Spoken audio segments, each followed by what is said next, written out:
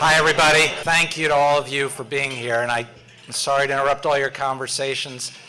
You know, I think there's so much energy in this room. It's due to having John O'Leary and Frances Resheske. We could only do, better maybe if we had Taylor Swift and Travis Kelce, but I don't even know if we'd have more energy in the room if we had them. So it's obviously a fantastic conversation that we're about to hear about issues of importance to all of us. First of all, I want to thank all of you for taking the time to be here.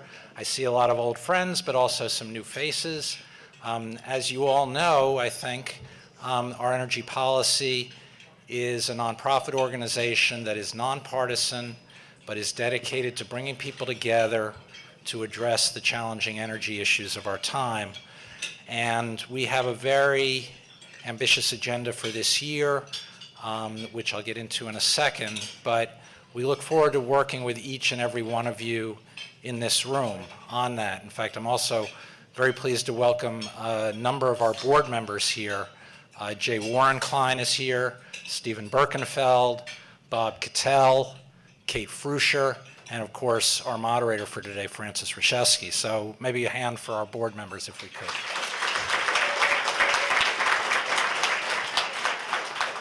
I also would very much like to thank our partners. As you all can imagine, we are a nonprofit organization that really is able to put on the kind of programs and work that we do due to the support and generosity of our many partners. We look forward to working with all of you, because many of you are here today. Thank you for coming. And we're talking to a number of other of you in the room about joining our partner program, supporting our work, and working closely with us on the agenda that we have for this year. And that, as I mentioned, includes more and more programs here in New York, in Washington, D.C., around the country. We're doing a major series on critical minerals and mining. We're going to be doing a number of things around the implementation of New York state and local laws. So for those of you who are our partners, again, thank you so much for your support. And for others of you, we would love to have you be part of our program and work with us going forward. But thank you to all of you for taking the time out of your day to be here. And we're going to get to our conversation in just a minute. The discussion today will be our usual format, in the sense that John O'Leary and Frances Resheske will be discussing issues for about 2/3 of the time, and then we will open it up to the floor for questions. Okay. Before we do that, though, we're very pleased to kick off today's event with opening remarks from Nate Weiss, who oversees state and local government relations on the East Coast for BP America. BP has been one of our strong partners and supporters, and we're delighted to have Nate launch things today with some opening remarks. Nate.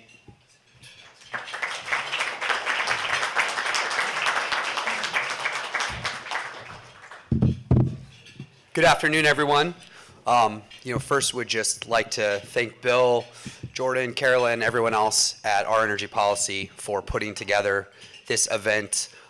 Great meal and a great space for a really important, engaging conversation. So you can't really beat it. A lot goes into this, so thank you so much. Thank you, everyone, for being here today. I think this is going to be a really, really interesting conversation. We are so thrilled, as Bill mentioned, to be a supporter of Our Energy Policy. The addressing the energy transition is, I don't think, an exaggeration to say, one of the greatest, if not greatest, challenges facing us as a society, and we cannot do that without convening smart people who are working on solutions in forums like this. And so thank you so much for creating that space. I want to thank John O'Leary for being here today. He's going to get more of an introduction from Frances Resheske, who is going to be our moderator today. Frances, thank you so much for being with us. Frances serves on the board of Onward Energy, which is a national independent power producer in the solar, wind, and natural gas space. Her nonprofit work includes being a board member of the Alfred E. Smith Foundation, working with the Education Fund of the League of Conservation Voters. I saw Julie Tai here today, so we have a good LCV coalition here today, and she also has, as Bill mentioned, is on the board of Our Energy Policy. Prior to retiring, she was with Con Edison as Senior Vice President for Corporate Affairs, so a deep expertise in these energy issues to match John. So with that, I will turn the program over to Frances, and thank you again, everyone, for being here.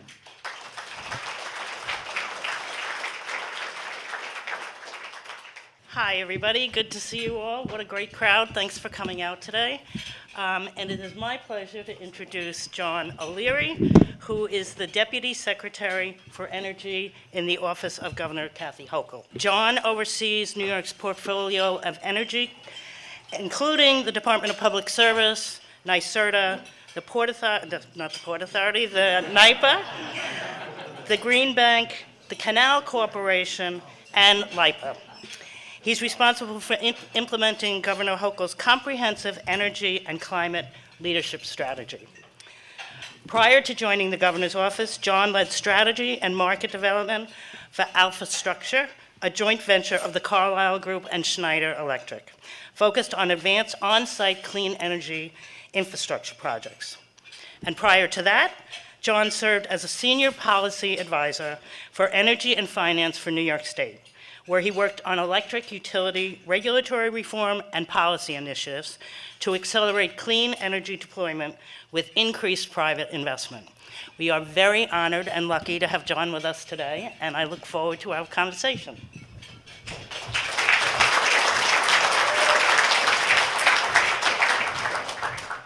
If you would just talk a little bit about what you see as the governor's priorities in the energy space for 2024, and what initiatives are most important to her.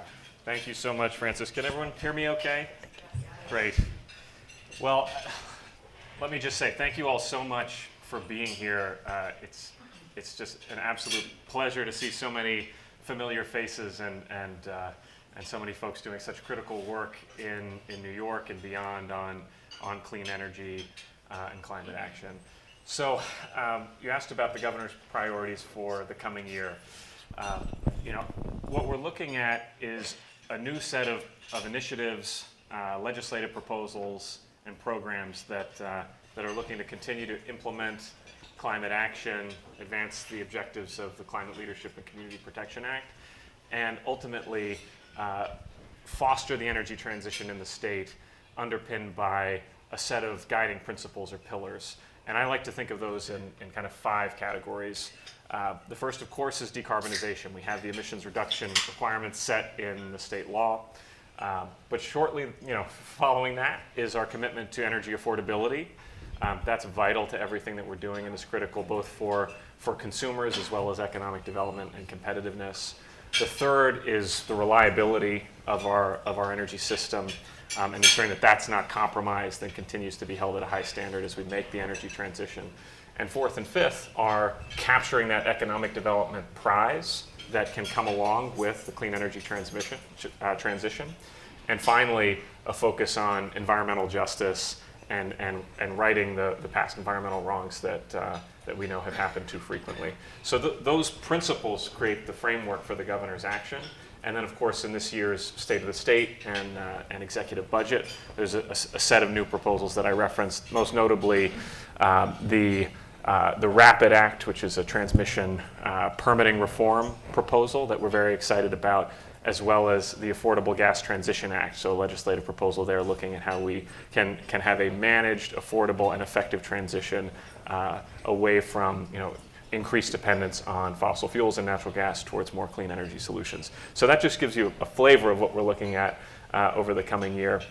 But there's much more to it than that, and we can get into it as we go. Right, there certainly is. So you mentioned reliability.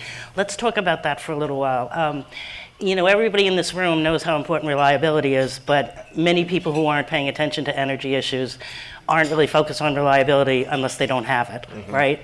So I know that the governor has asked the PSC to have a New York Grid of the Future study done this year, and I know it's only January, but could you give us a sense of what's going on with that study and how you think that will address reliability? Absolutely. So The governor called for a grid of the future proceeding and a plan to be delivered by the end of this year. And we're very excited about it because what's going to be incorporated into this plan is all of the learnings and the progress that's been made really over the past 10 years to accelerate the transformation of our power system to accommodate more renewables, be more sophisticated about demand-side management, and bring those customer solutions online. The Climate Act requirements for decarbonization will require a tremendous amount of electrification. And we can get more into that. But it means we need to see a lot more EVs on the road and a lot more heat pumps and electrified buildings. And the challenge there is, of course, how do we accommodate the growth in the electric grid to absorb what otherwise would be gasoline and heating fuels? How do we absorb that into the power system? And if we do it the old-fashioned way, we're going to have a dramatically overbuilt power grid that's still functioning as with low capacity utilization, 55, 60%, that's being built for the peak demand in the summer and then increasingly in the winter, Right. But not incorporating the planning and the advanced technologies that can help us manage the energy around customers.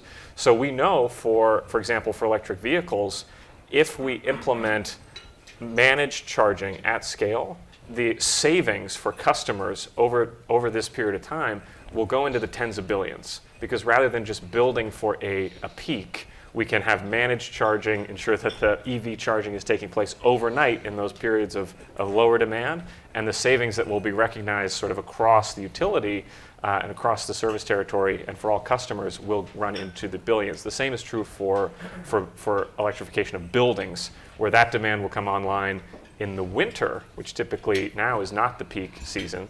So we'll have a more effective and more efficient grid as a result. So all of that thinking will be incorporated into this Grid of the Future plan, and would really welcome everyone's participation in this proceeding to make sure it's designed properly.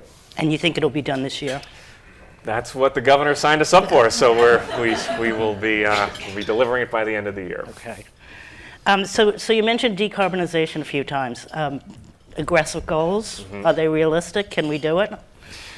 So, I like to think about, first of all, what's at stake in terms of our decarbonization goals, because certainly it's just the fundamental reality that greenhouse gas emissions have increased the global average temperature by over 1 degree Celsius, right? So we have to make progress towards our state climate goals, towards the federal climate goals, and of course our commitments under the International Paris Agreement. That's vital just to have a livable future and avoid these sort of catastrophic climate impacts that we know will happen. The Climate Act in New York has a very ambitious set of emissions reduction mandates, and the 40% by 2030 target was looked at very, very thoroughly by the Climate Action Council during its scoping plan process. And when you really unpack what that council did, it resulted in a scoping plan document that's 300 pages of detailed policy recommendations. Many of you in this room were very involved in that process. And we have to pursue all of them.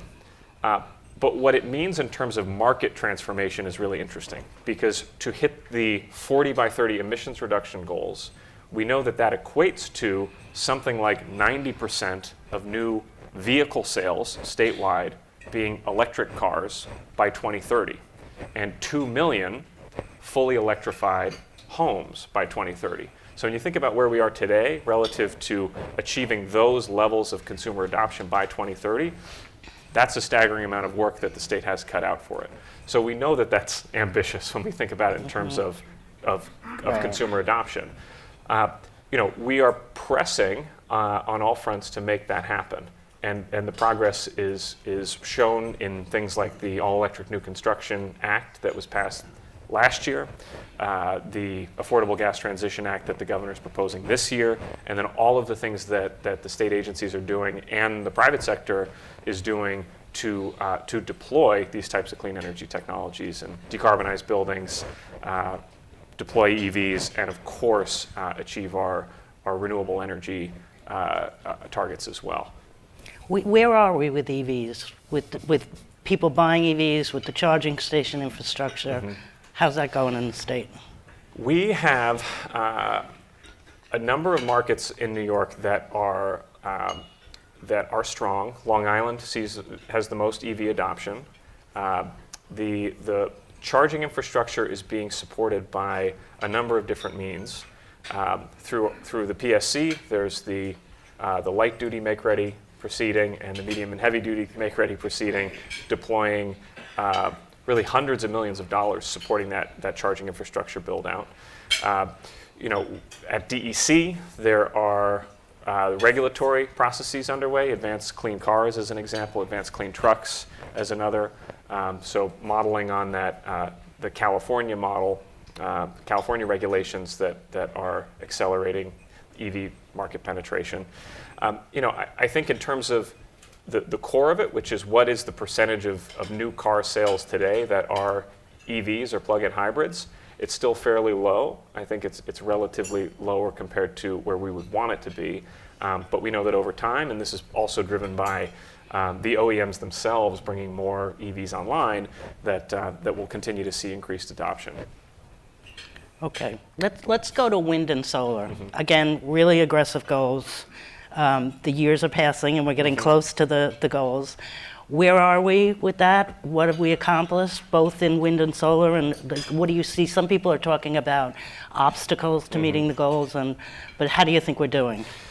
The way I think about this is there's a number of legs of the stool to get renewable energy projects built. Right? You need the long-term offtake, the financeable offtake for the project.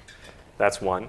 You need the permitting process to be effective and efficient, and you need the interconnection and transmission system to be able to unbottle that renewable energy and get it where it needs to go. If you don't have any of those fundamental pieces, you don't have a project. So what the state has done over the past maybe 7 or 8 years is really turned up the dial, and maybe in sort of a sequential way, but turned up the dial on all of those. So about 2016, the launch of the Clean Energy Standard, the offtake piece of that was begun to really be accelerated by the state. So NYSERDA conducting these procurements for large-scale renewables and then for offshore wind. And by providing these long-term indexed REC contracts and OREC contracts, that's the financeable offtake that can get the projects built. That's sort of step one. But then the issue that was run into subsequently was the permitting process was not designed for that sort of ramp up in procurement. And that was addressed in 2020 with the creation of the Office of Renewable Energy Siting, or ORES. ORES needed to, its mandate was to consolidate the permitting process into one office with a statutory clock where once a permit is deemed complete, you have 1 year before which that the office has to act. So really a new model that's focused on certainly thorough environmental review, but also with a sense of urgency. And ORES, starting from basically as a startup agency, now has a staff of 50, has met every statutory deadline that it has imposed on it, and has permitted north of 15 projects with many more underway. So that set of 15 projects that ORES has approved is actually doubling the amount of projects that the state has had done prior to that, and that's just in the past, essentially 2 years. So that's a dramatic increase on that second pillar. And then third, when it comes to interconnection, recognize that this is a key issue for project deployment as well. And the governor has proposed a transmission permitting reform bill called the RAPID Act that also includes a process at the Public Service Commission to address this third piece, which is how do we ensure that the interconnection process is responsive to the scale of deployment that we need to see. So that's sort of from a high-level policy lens what we're looking to do. But I should just also note, we're incredibly cognizant of the challenges that the industry has faced over the past 18 months that came to a head last fall here in New York.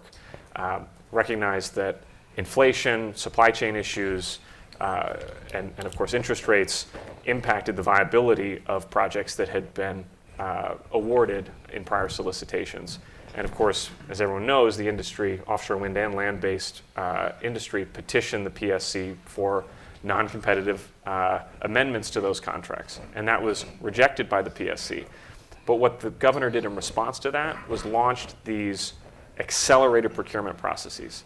And we are very encouraged by the response we've seen for these. And I really want to commend the agencies, and there's certainly some state folks in the room right now, of working so swiftly to bring the parties back into these procurement processes, get the best pricing, the best deals on the table for New Yorkers, and then ultimately make new awards in the very near future.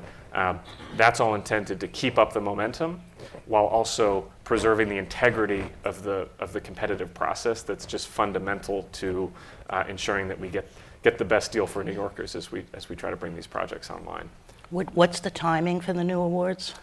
So the offshore wind, called the New York 4 procurement process, the bids were due last Thursday, was it? A little bit of a blur, last Thursday.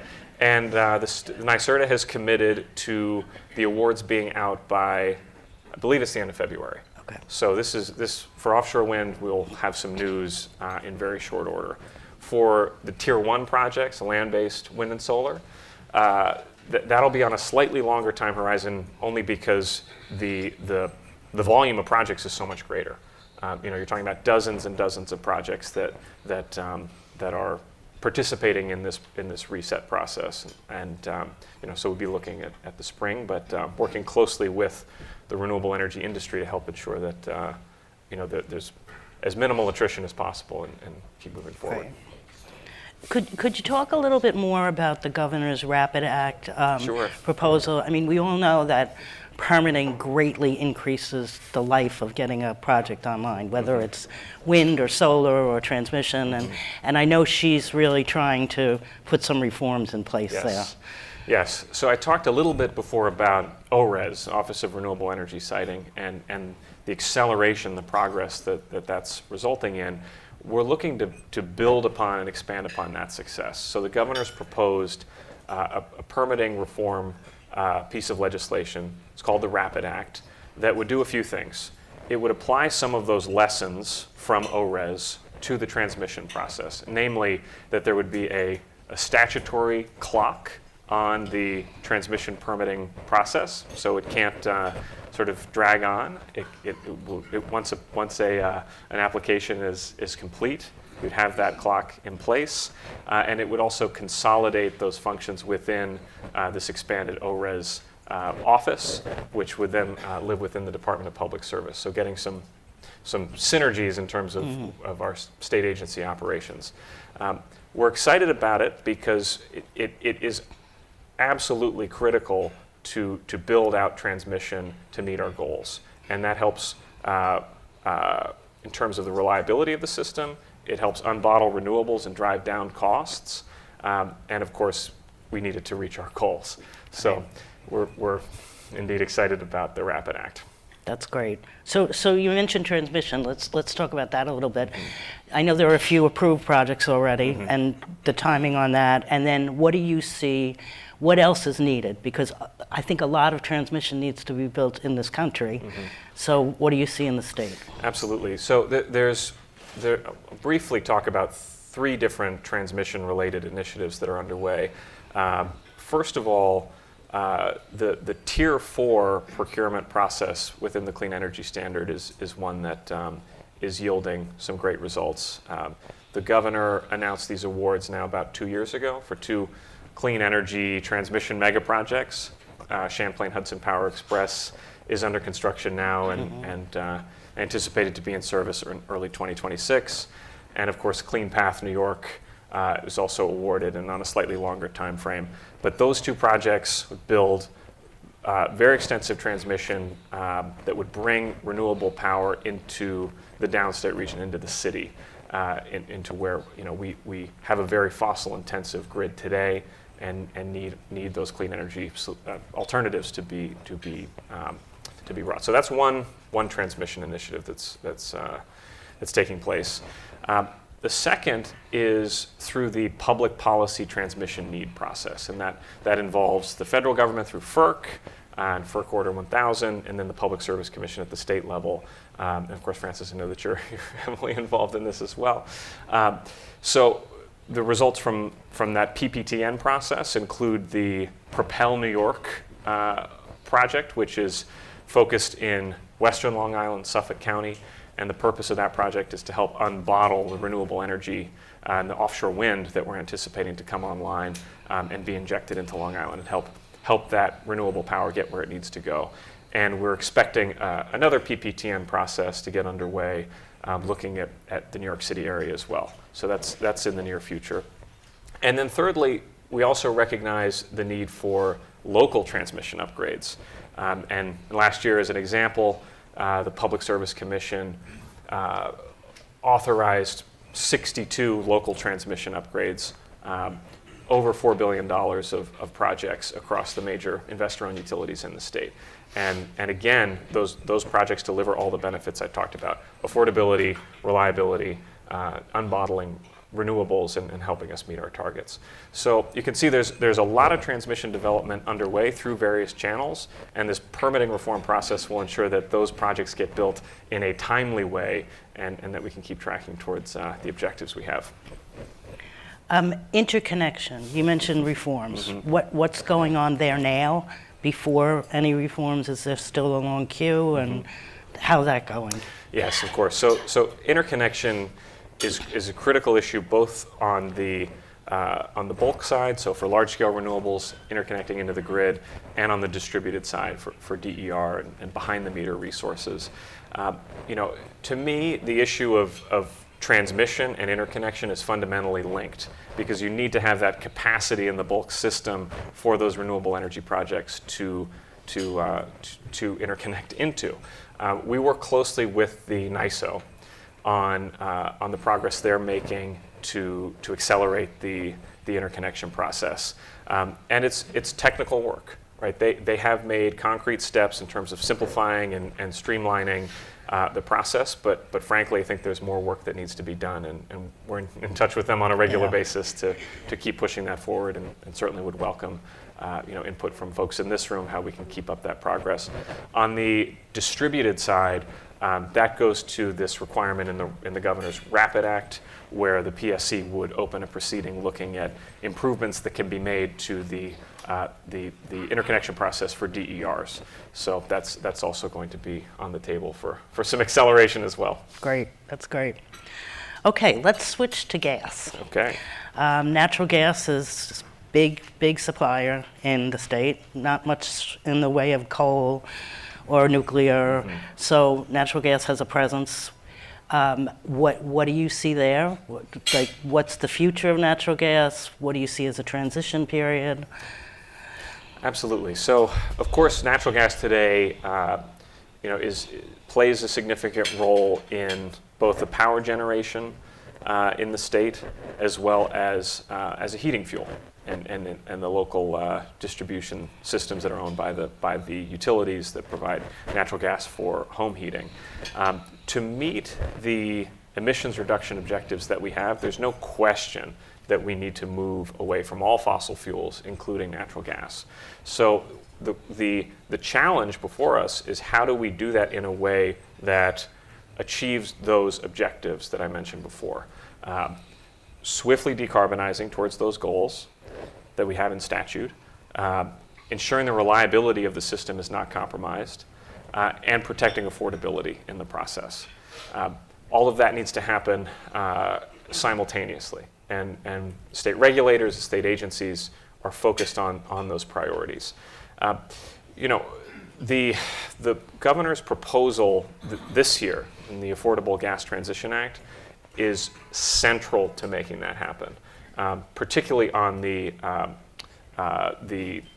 home heating portion of natural gas use. Today in the public service law, it's called an obligation to serve, where utilities is required to interconnect a new customer seeking gas that is looking for it subject to availability and capacity in the system. There's also an embedded subsidy in the existing public service law where all gas customers pay for the interconnection of that new customer. So by changing the public service law and giving the PSC the authority to implement more of a managed transition process, we can begin to take those steps that help us create a glide path away from natural gas that doesn't compromise reliability or affordability. Today, the PSC has open proceedings. It's Gas Transition Proceeding Act. It's CLCPA implementation proceeding. So those proceedings are happening, but they're constrained by those provisions of public service law that I mentioned. So by addressing that, we can empower the PSC to work with the utilities and with stakeholders on a managed transition and implementing community scale solutions, thermal energy networks, and electrification at a greater degree. On the power generation side, we have renewable energy targets that are set in statute, and that's being accomplished through the Clean Energy Standard, through the offshore wind program that we have. So as more of those clean resources come online, there will be more renewable energy injected into the grid, and will alleviate our dependence on natural gas in that manner. So we're looking at it on both sides of the equation. Are heat pumps or geothermal, are they getting much traction? Well, I can say from personal experience, having just moved to Westchester about a year and a half ago, our air conditioner was about 40 years old, and we needed to replace it. And I could not get a quote, not that I was looking for it, I couldn't get a quote for a straight air conditioner. Every unit and I talked to 5 different installers, was a heat pump unit, whether it was one compressor outside and an air handler, or ductless mini splits. Right. And we actually went with the ductless mini splits because it worked better, and you can control the rooms differently, and it's better. So, I think that there can be market-driven innovation that brings about things like heat pumps more rapidly. And I certainly care about decarbonization, but it didn't need to be the motivating factor right. in this decision-making process that we went through for updating our air conditioning in our house. So I think that we can see that progress happen on the basis of economics, on the basis of the benefits it brings to customers, and of course we're supporting it as a state. The governor set a target of 2 million. Efficient and electrified homes by 2030. That's seeking to help deliver on that scoping plan objective of 2 million homes by 2030.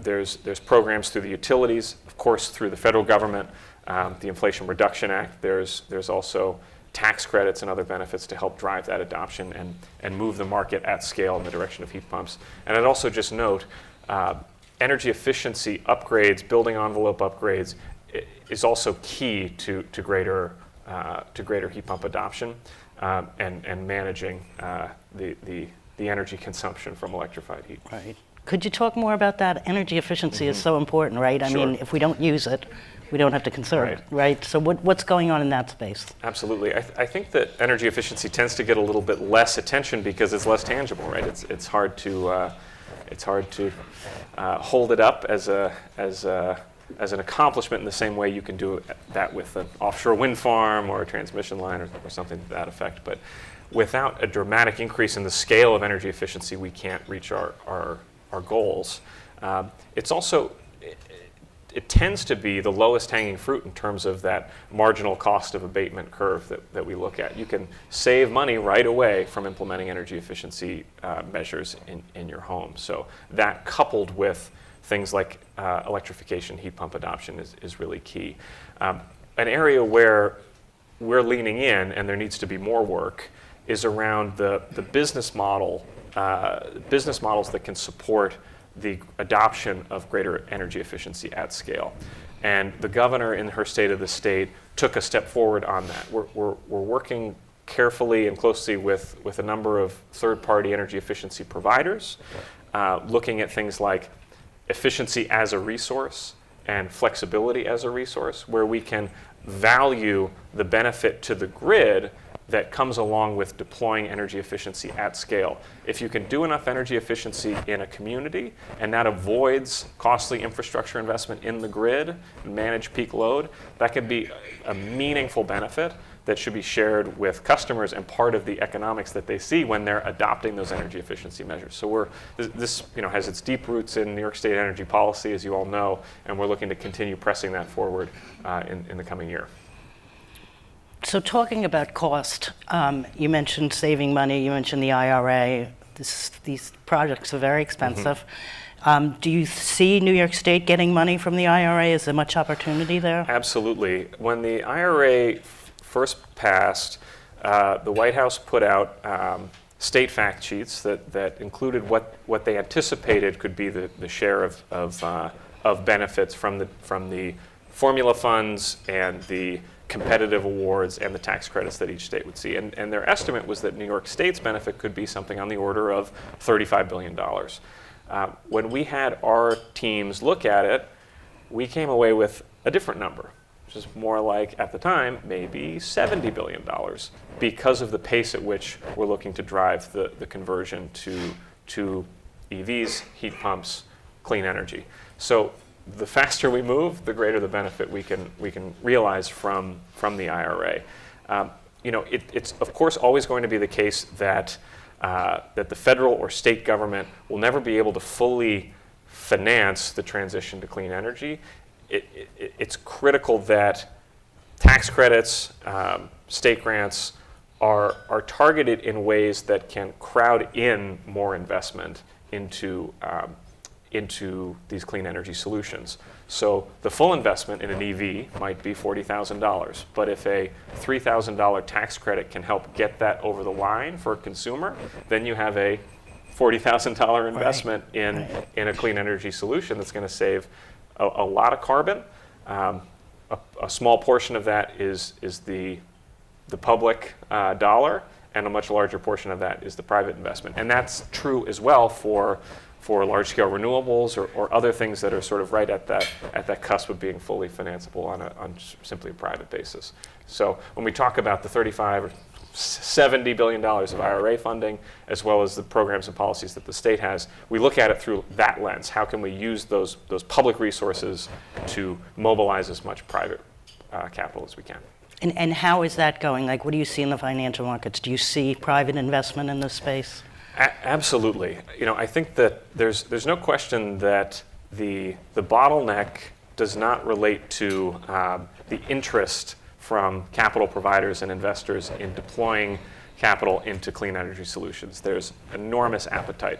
The challenge is the projects themselves. How do those become financeable, and on what basis? And there's certain areas where there's a lot of commercial activity happening, and I tend to think about it as a bit of a bell curve, right? In the center of the bell curve, you have activity like community solar, large-scale renewables that are seeing a lot of market-based activity. But when you go more to that frontier, things like portfolios of energy efficiency or demand response, those might be a little harder to finance. And the more the state can do to crowd those types of opportunities into the mainstream and scale them up, the better. So we're focused on that. The New York Green Bank is a great example of pursuing those sort of frontier opportunities, creating more scale, and then ultimately having more private capital mobilized as a result. So regardless of investment, it's still going to be expensive. And we have to think about customers, right? Mm-hmm. So how do you think about affordability for customers, and what are you doing in the space of the significant low-income population Absolutely. in the state? It's the case today that there are clean energy actions that consumers can take that genuinely save money. So an energy efficiency retrofit is a great example. Increasingly, adoption of an electric vehicle or a used electric vehicle can save money on an operating basis. So those are examples of instances where the clean action and the cost-saving action are one and the same. And that gets back to this idea of a marginal abatement curve. What are those cost-effective actions that consumers or businesses can take that that are economic and are more affordable. And we want to move that marginal abatement curve in the direction of more and more clean energy solutions.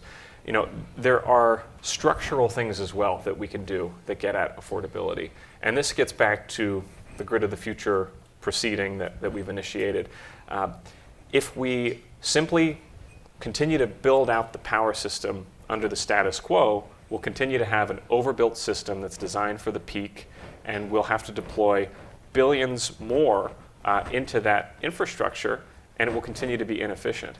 If we can harness technology, manage charging, demand response, the solutions around customers, we can avoid tens of billions of dollars of overbuilding the grid. And that's an enormous affordability prize that is really right in front of us, and it's an opportunity that could easily be lost because there's inertia, of course, to continue doing things the same old way. I would also just note, you know, when we think about affordability, it's important to keep these structural elements managed so that costs remain affordable. There's also an economic development prize to be captured along with this. And today, when New Yorkers are paying for fossil fuels, they're paying for an out-of-state resource, right, or an out-of-country resource. We're not a fossil fuel producing state, and I don't anticipate that we will be. So by building a clean energy economy in the state, you know, manufacturing offshore wind components that serve not just New York projects, but the Northeast, battery manufacturing cropping up. You know, there are dozens and dozens of different proposals in various stages to help sort of onshore and reshore this clean energy economy activity in New York. That has its own economic lift that it provides to the state economy, because those dollars are staying in the state, the jobs are staying in the state, and we're not having really tens of billions of dollars a year flowing the opposite direction of those interstate pipelines that right now are bringing fossil fuels into the state. Right. And low income programs? Absolutely. You know, the governor has been very focused on this, and of course, COVID and the economic ramifications of COVID have had a huge impact, particularly on low income people. So we've had a situation over the past 2 years where an enormous amount of utility arrears has built up. You know, the service disconnection moratorium and of course the job loss that came along with COVID really created the spiraling effect of arrears mounting up for low income people. And the governor took really an unprecedented step, which was committed a meaningful amount of money in the state budget to help knock back this arrears issue and get people back on back on track with utility bills. There's beyond the arrears issue, there's a host of programs that the state has. I think the most important one that I'll highlight is the Public Service Commission's Energy Affordability Program, or EAP. And that's a goal that has been adopted by our utility regulator, that the energy burden, in other words, the amount of income that a New Yorker has that is dedicated to their utility bills, shouldn't exceed 6%. And through this energy affordability program, we're helping manage those energy costs and utility costs for low-income New Yorkers. And I'll just add, you know, the overlay of the focus on disadvantaged communities in the CLCPA, in the Climate Act, is certainly required by the law, and it's woven into all of the actions that the state takes when it comes to how we seek to facilitate the rollout of clean energy solutions into communities. So the minimum of 35% of investments, and with a goal of 40% of benefits of clean energy investments happening in disadvantaged communities is something we take incredibly seriously. So we talked about how aggressive these goals are. On the opposite side, there's a cost to not meeting the goals, right? So you briefly mentioned catastrophic events at the beginning. And as we know, storms are very expensive and come with a cost. What do you see there in terms of cost? And as we move to the goals, what can be avoided? Absolutely. So, you know, I also have the privilege and pleasure of working with the Department of Environmental Conservation and our State Department of Homeland Security and Emergency Services on a lot of these certainly resilience efforts, but also emergency response. And the acceleration of climate impacts is something that you don't need to work for the state to see. Just last September, as an example, the volume of rain that fell in New York at JFK in one day, 9 inches in one day, that's a month's worth of rain in one day. And it wasn't driven by the remnants of a tropical storm or a hurricane. It just was a regular Friday, right? That was why it was so unanticipated. That's what happens when you have a warming climate, and the reality is we're going to continue to see these weather impacts. So there's extreme weather, there's extreme heat, and of course sea level rise, which may be a little bit longer term, but is certainly on the way. The utilities are embarked on resilience planning efforts, and as you know from your time at Con Ed, the forecast of days that will exceed certain heat thresholds is really quite staggering. The sequential days that exceed 95 degrees, they strain the infrastructure, and they're actually the most impactful and devastating from a public health standpoint when you have these extended heat events. So all of this is taking place and will continue to happen, and that's just the reality that we're signed up for in the nearer term. But that shouldn't for a minute detract from, it should in fact bolster the urgency to reduce emissions and put a limit on this warming that's happening as a result of greenhouse gas emissions. And there's, of course, as you noted, the cost associated with this. So we certainly work with the federal government where we can in terms of the Army Corps and FEMA for emergency response, but a lot of this does fall on localities when there are catastrophic impacts that need to be remediated. I'll just finish by saying the governor is incredibly conscious of this, and I think takes the public safety component of this as her first priority. Mm-hmm. And in the State of the State this year, she rolled out a very comprehensive resiliency plan. And it may not have gotten as much attention as some of the other initiatives, but it's looking at things like voluntary buyouts, creating processes that the agencies can have to respond to extreme heat events and protect people, much like we have in place for extreme cold snaps to help keep people safe. We need to do that for heat, extreme heat events, and a number of other actions. But thank you for raising it, Frances. So speaking about awareness, you get up every day and think about these very complicated, complex issues. I would submit to you that not people in this room, of course, but many New Yorkers are paying no attention to this at all. Don't know about the goals, don't really know about the issues that are very complicated. Mm-hmm. What do we need to do in that space? Mm-hmm. Well, I do know that no one in this room is not thinking about these issues. So, the more hands on deck in the energy transition, the better. So I think there's a critical educational component to this, and I think there's also forces at work that would prefer the status quo to continue for longer. We've seen some of that play out, for example, on Long Island around offshore wind, where there are, I think, concentrated campaigns looking to slow the progress around offshore wind. And the state certainly has a role to play in terms of educating people about renewable energy, about the benefits and the steps that the state is taking to do this in a responsible way. And there's also, of course, the role of educational institutions, nonprofits, and project developers themselves that can get into the communities and raise awareness. I think when it comes to individuals making decisions, when we think about our emissions pie chart, a portion of that is the power sector, and that carbon intensity has been declining. But a third is buildings and a third is transportation, and so much of that is related to individual consumer adoption of new technologies.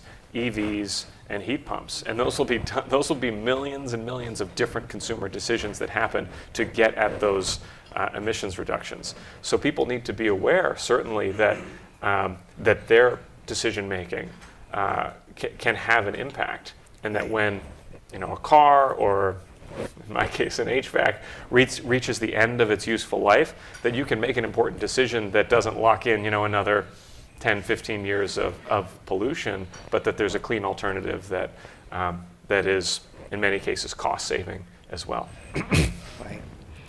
Well, this has been great. Should we see what's on the mind of the audience? Do we have Please. questions from the audience? In the middle, right there. You, and then 2, 3, 4. Okay. Good. This was very, I'm sorry. I have a loud voice. You would have heard it anyway. This is a very interesting discussion. I guess really two things sort of related. Given the electrified buildings goals that are coming up, is the state offering any incentives for the builders now who may try to go faster to avoid having to go electric so quickly as they wait to see how things shake out? And in terms of how things shake out, how concerned are you looking at November 2024 about what those results could do to New York's goals? The state does have a number of incentive programs around electrified heat. The Clean Heat program has been in place for several years. When it comes to new construction, in fact, we have someone here in the audience, Greg Hale, who's worked for years on the ways in which the state supports the development of new construction to be as efficient as possible and electrified. I think what we've seen in New York City, where there was an earlier requirement for low-rise new construction to be all electric, was that even ahead of that requirement coming into effect, the market shifted in the direction of all electric new construction in anticipation of it, and for a variety of other reasons. But we've seen that take place. Now, upstate, you have a different climate, and gets colder. There's longer stretches of time that you're dealing with extreme cold, and there has been progress in terms of the electrified heat technologies and cold climate heat pumps to address that. But the answer is yes. The state is supporting this transition, and certainly open to other ideas to help make the transition a success. Okay, we'll go here next, and then you, and then you.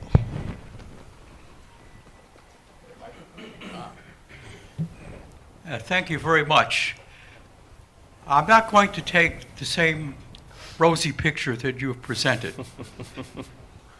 When I looked at the scoping plan, I discovered, and maybe I missed something, it didn't even have the price of electricity. It's not in there, as far as I know. A very key thing. When I looked even more closely, I saw that the analyses, particularly to take care of winter conditions, required maybe 25 gigawatts of firm energy, unless you went down the hydrogen pathway. Yet, the 25 gigawatts of firm energy were only going to be used 1 or 2% of the time. This is contrary to having a highly efficient grid. And I asked myself, why aren't we using those 25 gigawatts that we're going to pay for, billions and billions of dollars, a lot more? After all, we built them. So I have real problems with the scoping plan. But I also have a problem if I take a snapshot of where we are on implementing the CLCPA. And I look particularly at the people in the environmental justice area. Yes, we're accelerating the permitting of transmission lines and implementation of solar and wind, but at the same time, the people upstate are in court because the state has taken away their home rule. Then I look downstate in New York, in the city where people would like to remove peaker plants because they're so polluting, and then guess what? the use of peaker plants has gone up, and NISO says it's going to have to stay up to provide reliability. So my let's, takeaway is I appreciate so that, far, and why don't we, the you want to talk, CLCPA has thank you, failed. sir. I'm just gonna, like, you want to talk a little bit about your view on the scoping plan and maybe touch on the environmental justice issue? Yeah, absolutely. So the power grid study that you're referring to takes the challenge of the Climate Act head on, right? We've got the case where the law suggests or requires rather that we have a zero carbon power system by 2040. And with today's technologies, you need a resource that can function as what's referred to as a dispatchable emissions-free resource. And the list of technologies that can achieve that is relatively short today. You're looking at things like long duration storage, advanced nuclear would potentially be on that list, different types of carbon capture. But we know that we need that to keep the grid functioning and reliable. I wouldn't necessarily say this is the good news, but the reality is we have an installed base of fossil fuel plants today, and that ramp up and down. And as more renewable energy comes in, it will back down those those fossil fuel plants. And if we are driving toward a situation where the goal is a zero carbon power generation sector, those plants get backed down more and more. They would need to be paid some sort of capacity payment to be online for those periods of time where they need to operate, but their operations will become less and less. So that's sort of the migration that we anticipate towards more clean sources in the mix. In terms of the environmental justice community downstate, I mean, and in the New York City region, there has been a long-standing effort to deal with the peaker plants that are in the backyards of these communities. And the dynamic that you're referencing, where the NISO has found that a few of these plants will need to stay online, is on a temporary basis until the Champlain-Hudson Power Express transmission line will come online in 2026. That will enable a new tranche of those plants to come offline. So these are a few of the things that are looking to get at the issues you raised. Great. Over here, and then here. My name is Gabe Phillips. I'm the CEO of Catalyst Power. We're a CNI DER developer. Thank you. Lost my voice. Thank you. Given that distributed resources check a lot of the boxes of the priorities that you've mentioned, avoiding lengthy interconnection queues, getting generation close to system constraints, why aren't the incentives associated with renewables in that particular customer sector more targeted than they are today? Like at the moment, residential has a significant amount of the subsidy and just gross incentive dollars and focus from the administration and from the state more broadly, as well as obviously the amount of time we spent talking about utility scale resources today. But distributed resources offset higher costs on a levelized cost of energy basis. If you adjust for that, they're actually quite a bit cheaper than some of the utility scale assets that are being developed and contracted for by the state right now. How do we get the administration to focus in a more targeted way on distributed resources, because they do check every single one of those boxes that you're looking for as a priority right now? So thank you. I would largely agree with you that we were focused not just on large-scale renewables, but also on distributed solutions. And the state has spent 10 years pioneering through reforming the energy vision, the value of distributed energy resources preceding that incentive mechanism, the New York Sun program, what we do with distributed storage as well in the forthcoming energy storage roadmap. Those are all efforts that are looking to grow the deployment of distributed solutions around customers. I would reference again the new initiative that the governor kicked off in her State of the State, which calling the Smart Energy Savings Initiative, and it's maybe not the most intriguing title, but the purpose of that effort with the Public Service Commission will be focusing on things like, as I mentioned, efficiency as a resource, flexibility as a resource. So looking to deliver the types of incentives and market mechanisms that can bring about more distributed clean solutions around customers. Because again, certainly we recognize that that deployment can avoid these costly large-scale infrastructure investments, and that's why all utilities are required now to explore things like non-wire solutions and deploying DERs in lieu of those traditional rate-based distribution system investments. So I think we're on the same page, and we'll be happy to discuss it more. And back here, and then you're next. Hi, John. Thanks so much. Jeff Perlman from Bright Power. I think that obviously what we're trying to do is very ambitious, and what I hear is that there's probably an unprecedented level of coordination that we're going to need, not just well, especially between different government agencies, but also with utility companies, the private sector actors.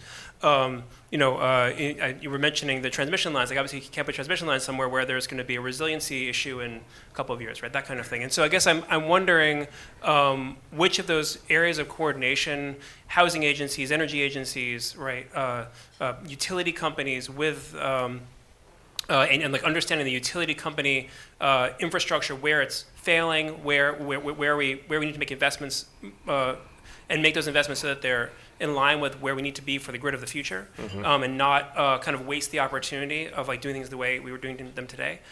So I guess I'm wondering both where you're seeing the kind of challenges of that coordination, and also how I guess those of us in the room can help kind of make sure we get all the players together in the right ways, so that we don't so we do things efficiently.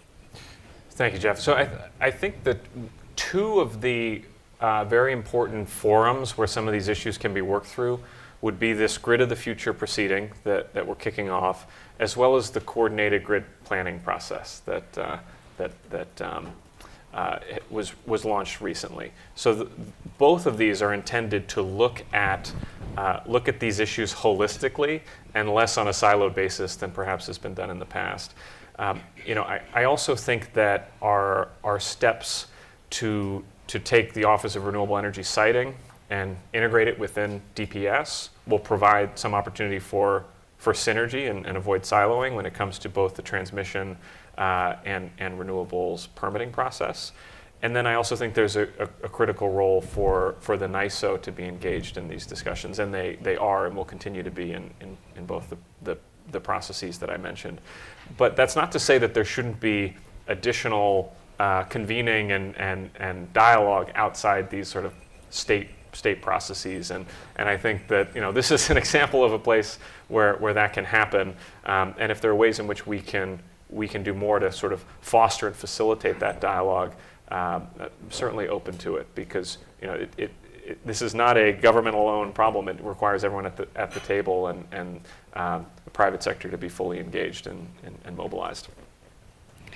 So here, and then in the back. Thank you so much, and thank you for being here today. Christina Lampianerud, I'm a tech pioneer and manufacturing coming into New York with battery technology. That's my expertise. I've been the chair for the future of energy with World Economic Forum for over 10 years.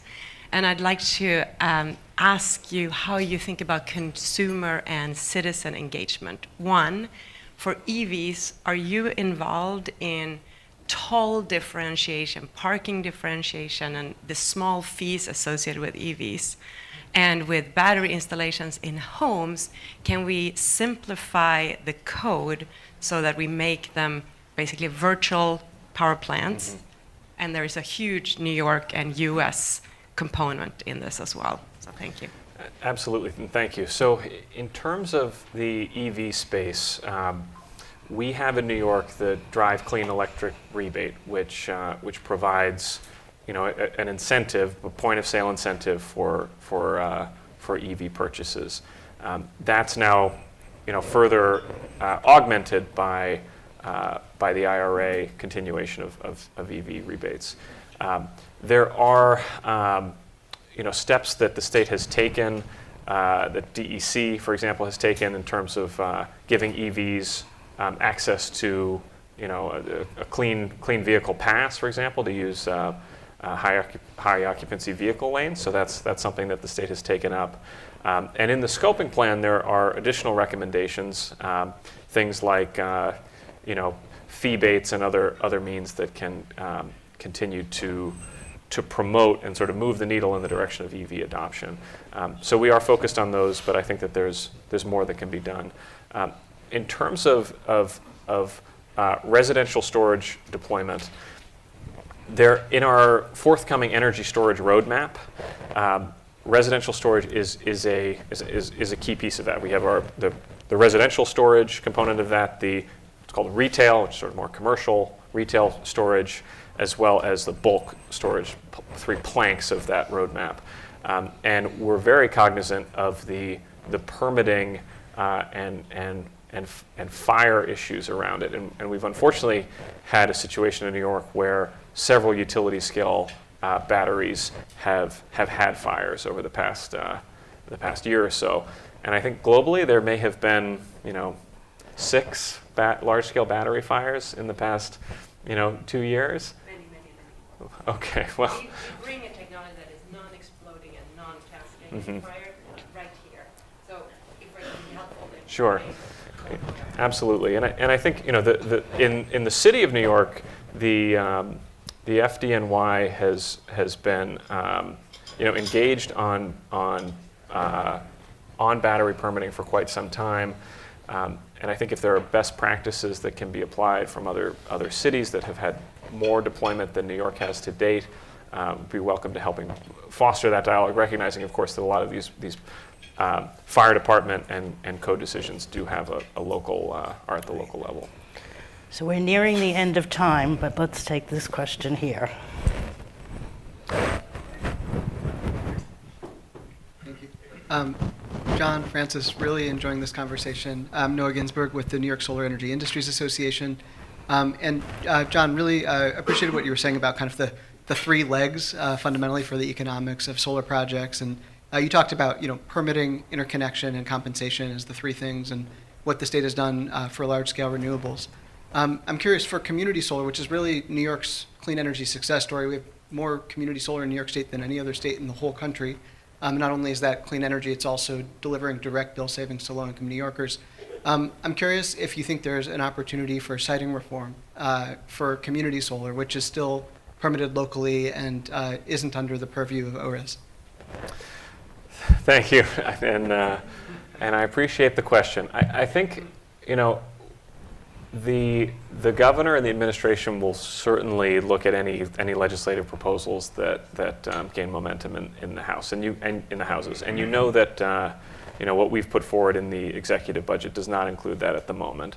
The transmission permitting reform is not seeking to establish new state override authority, because the Article 7 process that currently governs transmission has that ability already. It's longstanding in statute and frankly has not typically been an issue, because these projects can leverage existing right-of-ways and be deployed with community engagement and involvement. I think that there's a set of challenges that would come up for the state, the legislature or the state as a whole, to propose new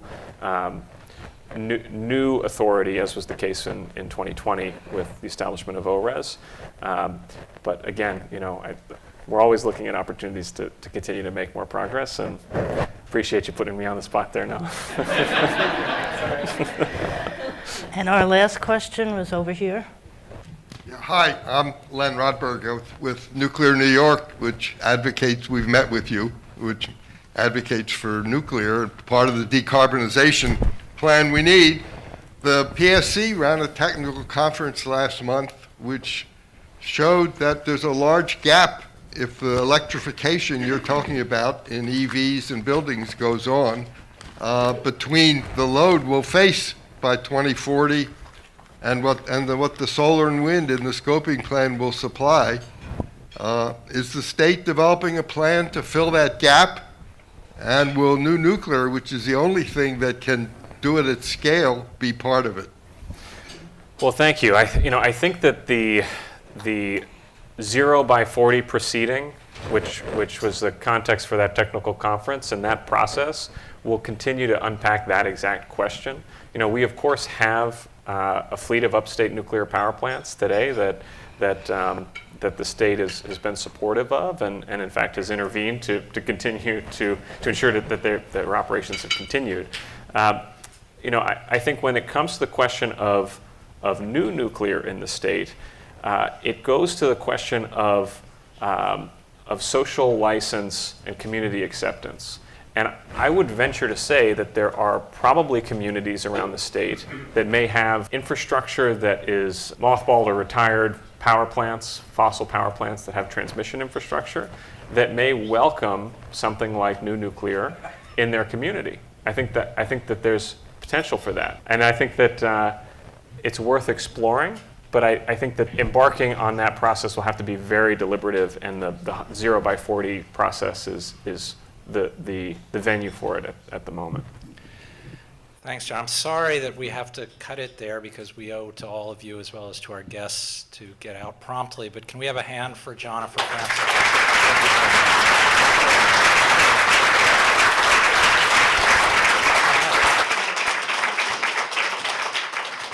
I would just, personally want to thank both of you, and particularly note that I think one thing that came across loud and clear from John's comments and questions, we obviously have a lot of work to do and a lot of ground to cover.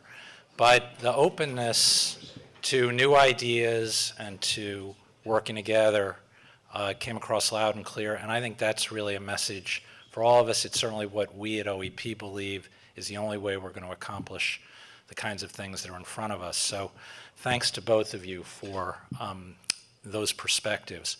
I did notice I was walking up here before that the very good desserts that are on a lot of the tables here, most of it is still there. Now, we just came through the holidays and New Year's resolutions, but you know what? We're all working on tough issues. It's good dessert. You can afford a little sweet, so go ahead. You should make sure to have that. It's good. But on a more serious note, I really want to thank all of you for taking the time. We look forward to working with all of you through the coming year. As I mentioned earlier, we have a very ambitious agenda to help clarify issues and work on solutions and work with all of you in this room on doing so. I do want to acknowledge and thank our team, Carolyn Best, Jordan Crow, Jenna Soroka, and Julia Saferdano. If we could have a hand for them, because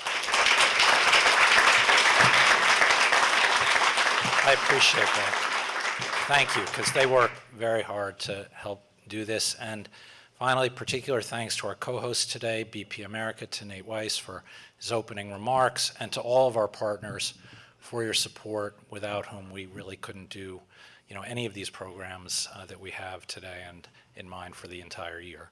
So thanks again. Wish all of you a great rest of the day and look forward to working with you going forward. Thank you for being here.